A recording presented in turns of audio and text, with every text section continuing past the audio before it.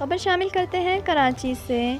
कराची सिंध हुकूमत की जानिब से कराची के तमाम इस्लामी मुख्तलिफ इलाकों में सफाई मुहिम का आगाज़ कर दिया गया। वफाकी वज़ीर अली ज़ैदी की जानिब से कराची क्लीन में सफाई मुहिम के बाद चीफ मिनिस्टर सिंध मुराद अली शाह ने भी कराची में सफाई मुहिम का आगाज़ कर दिया।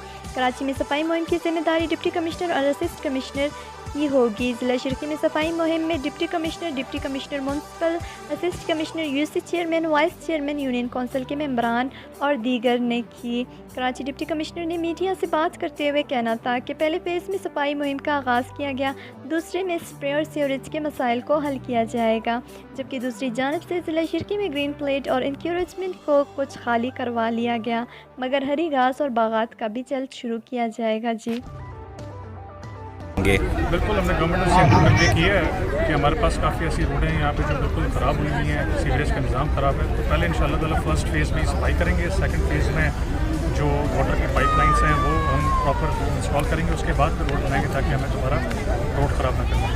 अच्छा, जो ग्रीन बेल्ट हैं उसके हवाले से कुछ ग्रीन बेल्ट यहाँ के क्लियर करा दी गई हैं, लेकिन उनके ऊपर कोई ग्रीन ट्री अभी तक नहीं लगाई गई। इस हवाले से क्या इकदाम उठाया जाएगा? हसनाबाद में हमने एंटी इंक्रोचमेंट ड्राइव शुरू की है। जो ग्रीन बेल्ट हैं या पब्लिक प्रॉपर्टी हैं, एमिनिटी प्रॉपर्टीज़ हैं, उसमें काफ़ी हद तक काम हुआ है, मज़ीद काम करने की ज़रूरत है। इसी तरह और भी सोसाइटीज़ हैं और भी इलाका है हमारा स्कीम 10 उसको भी क्लियर करेंगे।